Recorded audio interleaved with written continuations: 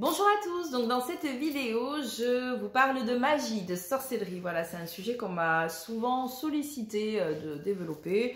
Donc je me suis dit, bah tiens, allez, je vais me lancer là-dedans. Alors je précise simplement que c'est pas un tuto sorcière, hein, c'est juste quelques éclaircissements concernant ce sujet.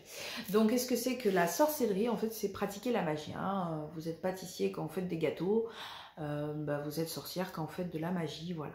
Donc la magie, ça englobe beaucoup de choses. Hein. C'est l'utilisation finalement des énergies de notre univers. Voilà, donc ça c'est la magie. C'est qu'on plie tout ça, les énergies, on les plie à sa guise pour se voir réaliser des souhaits, pour que ça arrive tout de suite en fait. Parce que quand on est, par exemple, on a tous, tout part de l'intention, le pouvoir de l'intention, tous avons ça en nous. L'univers est foutu comme ça, l'univers répond à vos besoins, qu'ils soient inconscients ou pas, enfin voilà. Mais l'univers va choisir les bons paramètres avec justesse. Donc parfois on émet un souhait, et il arrive parfois qu'il s'accomplisse 10 ans après, voire pas, parce que c'était pas le bon souhait, enfin voilà. La magie, c'est, on sort de cette espèce de cohérence, de justesse, c'est je veux quelque chose, je l'obtiens immédiatement, quitte à ce que ça soit pas du tout dans la justesse. Parce que la magie, c'est quelque chose qui répond totalement à l'ego. Vous n'êtes pas du tout dans une justesse de l'être. Quand on est, on veut pratiquer de la sorcellerie pour influencer les autres, pour influencer sa réalité, on est juste dans un positionnement d'ego qui veut dominer en fait la réalité, qui veut prendre le contrôle. Donc évidemment, ça n'a absolument aucune cohérence avec tout ce qui est de l'ordre de l'éveil spirituel et qui parle d'acceptation et de laisser venir à soi, ou bon, voilà, bon, ça c'est aux oubliettes. Là, c'est je veux me faire exaucer. Et puis voilà, donc on a aussi le droit, hein, voilà, hein, moi j'ai fait plein de choses comme ça, bon bref, on va pas parler de moi, sinon il y en a pour des heures. J'adore parler de moi. Bref, donc, qu'est-ce que je voulais expliquer? Donc déjà, quand on veut s'intéresser un petit peu plus vraiment dans la pratique de la magie, donc qui, par exemple, qui, quoi, de quoi? Vous avez un appel en vous, voyez? Il y a des personnes par rapport à des vies antérieures, par exemple, elles ont un fort attirant pour la sorcellerie, tout ce qui est de l'ordre de la magie. Il y a des personnes, ça va être culturel, beaucoup dans le monde des gens du voyage, vous voyez, par exemple dans la communauté gitane, il y a beaucoup de voyantes, il y a beaucoup de sorcellerie qui se fait aussi avec la magie des campagnes, donc tout ça, ça correspond aussi à une trame de cohérence par rapport à des croyances qui sont véhiculées dans le milieu où vous avez grandi. Si on part par exemple en Afrique, le vaudou est monnaie courante, on règle ses soucis à coups de rituels dans la gueule, vous voyez, il n'y a pas trop la police, donc on fait autrement. Néanmoins, ça correspond tout à fait aux personnes qui sont là-bas et qui souhaitent s'y intéresser, mais c'est logique en fait s'y intéresser parce que c'est culturel, hein, donc voilà. Donc vous avez totalement le droit en fait d'avoir au fond de vous une espèce d'appel pour la sorcellerie, mais juste posez-vous les bonnes questions. Est-ce que c'est parce que c'est en profondeur quelque chose qui vous appelle et vous avez la volonté d'en faire votre conviction, vous voyez? Parce que quand on met un pied dans la magie, dans la sorcellerie, c'est soit on y va entièrement, soit on n'y va pas du tout. Si on sent, on se fait bouffer de suite. Hein. Donc, il faut avoir une vraie volonté de l'âme. Donc, posez-vous les vraies bonnes questions. Pourquoi? Est-ce que c'est parce que vous avez regardé Charmed quand vous aviez 12 ans et Ma sorcière bien-aimée, les Harry Potter, et que prendre le pouvoir, ce serait génial parce que vous valez rien dans la vie sinon à part ça?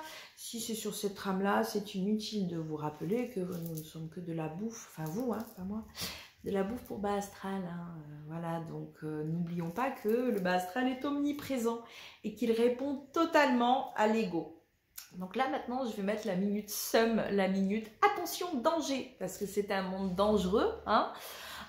Donc pourquoi attention danger? Parce qu'à partir du moment où on veut utiliser les énergies du subtil, on passe sur le plan de la médiumnité, hein. C'est le plan médiumnique, celui qui comporte donc tout ce qui est les êtres désincarnés.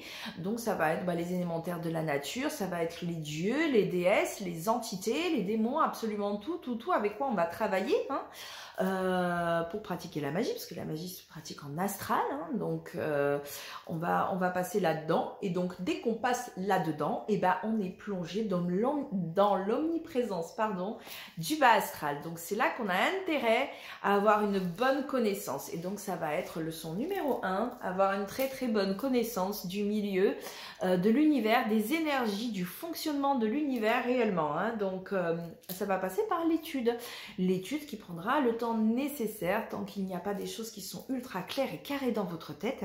n'y allez pas. Voilà, parce que ben, si on veut pratiquer la magie, il n'y a pas de place pour le doute. Aucun. Donc si vous avez des doutes sur quoi que ce soit, c'est bon, vous êtes foutu, vous ferez bouffer en fait. Donc ne le faites pas.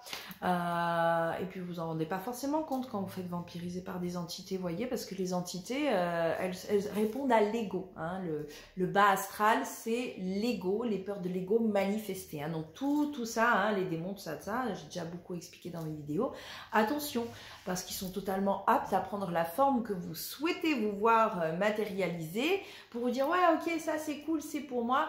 Et le but en fait derrière c'est de vous faire bouffer en fait votre énergie vitale. Donc ne tombez pas dans le piège. Et ne pas tomber dans le piège, c'est d'avoir une vraie clarté au niveau de ce qu'on fait. Dès que vous faites une action, il faut savoir à quoi vous jouez. Si vous ne savez pas ce que vous faites, ah on verra, je fais, ne faites pas, hein, c'est un manque de maturité totale. Voilà, hein, les plus grandes sorcières sont les sorcières qui ont déjà un certain âge. C'est pas pour rien, hein, c'est parce qu'elles ont eu longtemps d'expérience pour pouvoir justement assimiler toutes les choses importantes du fonctionnement de l'univers. Donc première chose, l'étude des énergies, savoir c'est quoi qui fait quoi, de quoi.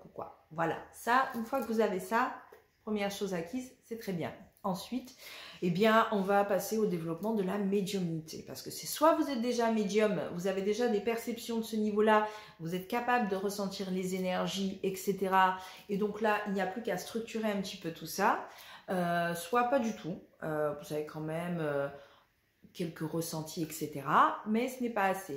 Lorsqu'on travaille, en fait, la sorcellerie, hein, quand on fait de la sorcellerie, quand on travaille dans la magie, on travaille avec tout l'invisible. Et si vous n'êtes pas capable de percevoir l'invisible, de l'identifier, de vous mettre en lien avec, vous pensez bien que vous n'êtes pas du tout apte à faire quoi que ce soit. Donc ça me fait doucement rigoler toutes ces personnes qui sont pas du tout là-dedans et qui ne ressentent rien et qui n'ont pas de perception extrasensorielle et qui sont là, ah oui moi je fais de la sorcellerie, je fais des trucs, ah mais en fait non c'est le mental, hein, on a tous un truc magique qui ça s'appelle l'imagination, on peut s'imaginer tout et n'importe quoi, il n'y a qu'à demander aux enfants, ils le font très bien.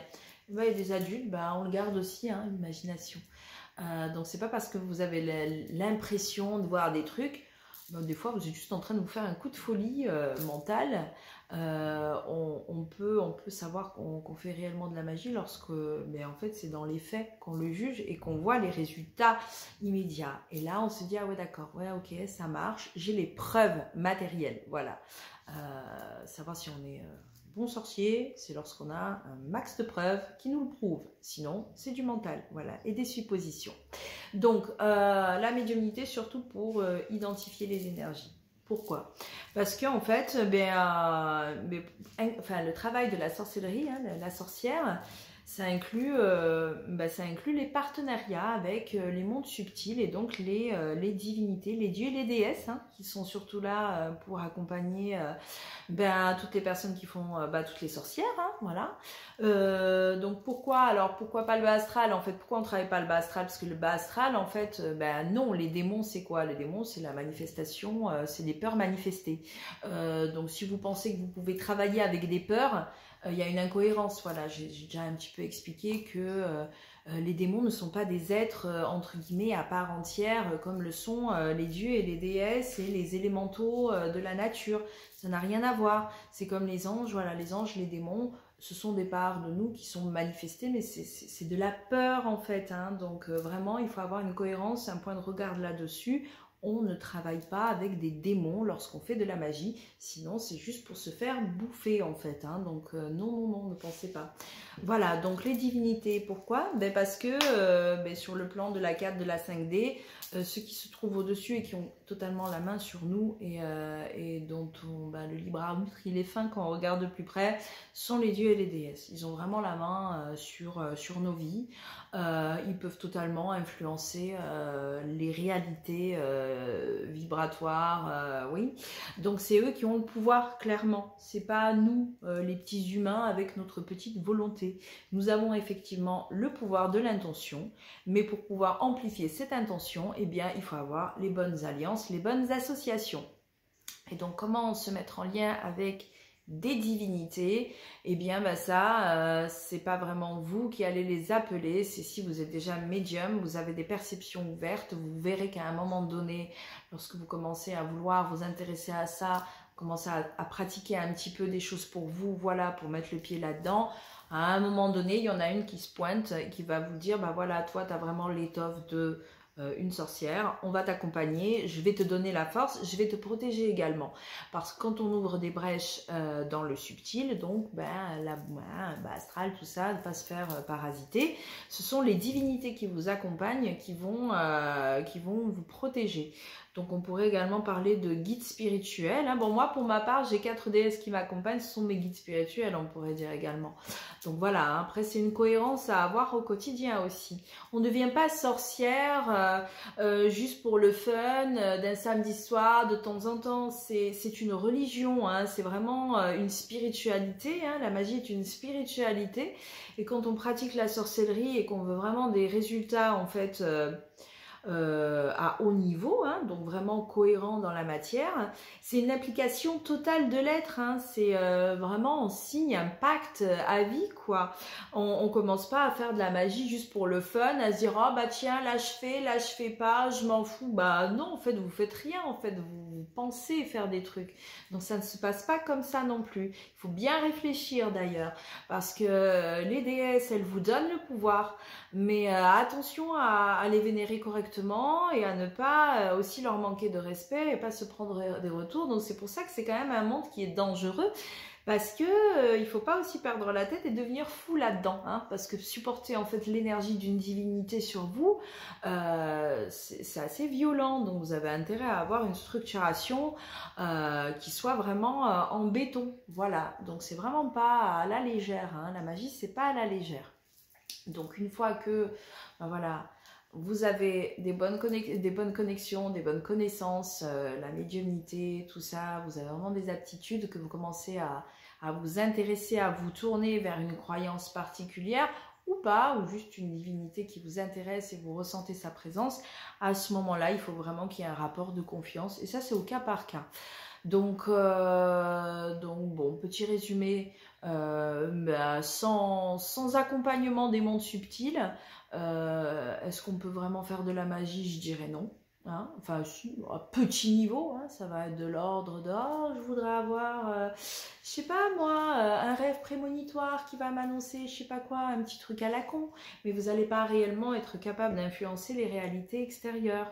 Vraiment, pour soulever du lourd, il faut travailler avec des entités, donc des incarnés. Donc, ça peut également être pas forcément que Dieu et déesse, mais vous avez aussi des gens qui vont pas du tout être dans l'influence de réel, de la matérialisation des choses, mais qui vont être par exemple dans une magie verte, donc qui vont travailler avec les éléments de la nature et qui vont être aussi des sorcières guérisseuses. Il y a des sorcières donc qui vont vraiment se mettre en cohérence avec tout ce milieu du monde végétal également pour des soins, pour faire d'excellents soins. Ils vont être accompagnés donc par des énergies de la nature. Et donc oui, là également, il faut être capable de reconnaître ces énergies-là, voir est-ce que ce sont les bonnes énergies, est-ce que c'est pas le bas astral qui essaye de vous leurrer ou je sais pas. Voilà, donc ça aussi, ça n'implique pas forcément que les dieux et les déesses. Vraiment, je parle pour moi. Et puis il y a aussi d'autres énergies qui peuvent vous accompagner là-dedans. Ce sont les dragons. Donc là, c'est encore autre chose. Je ferai peut-être une vidéo ultérieurement. Nous avons tous également des dragons qui nous accompagnent. Nous pouvons tous les connecter. Voilà, ça c'est de l'ordre du guide spirituel très élevé. Voilà, mais pour tout ce qui est magie influente, magie noire, le vaudou, toutes ces magies là qui vont vraiment impacter l'extérieur, ça passe par une association de véritables alliances en fait avec des divinités. Donc prudence, faites attention, les divinités, c'est comme nous les humains, il y a aussi des connards à droite à gauche, donc ne vous faites pas avoir. Et soyez vraiment très cohérents dans votre pratique, parce que on ne ment pas de ce côté-là. Lorsque vous n'êtes pas clair en vous, en face de vous, l'entité qui se présente, elle le sait en fait, hein, et va utiliser en fait ça comme une faiblesse. Donc vraiment la magie, c'est pas fait pour tout le monde. Il faut vraiment, vraiment avoir une vraie cohérence. Il faut que ça soit vraiment nourrissant pour la personne. Si vous êtes juste rongé par la haine, à vouloir faire du mal aux autres, etc., mais à aucun moment vous allez avoir l'accord des dieux pour actionner sur je sais pas qui, de quoi. Vous allez juste en fait être dans une espèce de moulinette mentale, à croire que vous allez balancer de la merde à quelqu'un. Ouais, moi je vais lui faire ceci, moi je vais le piquer avec des aiguilles, ouais, moi je vais brûler sa photo et ça va faire de je sais pas quoi comment. Ben en fait vous allez juste vous manger le joli choc en retour, le fameux choc en retour que tous les apprentis sorciers se prennent dans la gueule tôt ou tard, tout simplement parce que vous n'avez pas de réelle cohérence et vous n'avez pas de bonnes alliances surtout. Voilà. Donc petit résumé. Il faut savoir être capable d'identifier les énergies du subtil, donc avoir la médiumnité ouverte et avoir les bonnes associations, les bons dieux, les bonnes déesses qui vous accompagnent là-dedans. Voilà. Donc j'espère avoir été plus ou moins claire dans mes propos. Je l'espère sincèrement. Et puis si vous avez des questions, n'hésitez pas à m'en poser. Et sur ce, je vous souhaite une excellente fin de journée.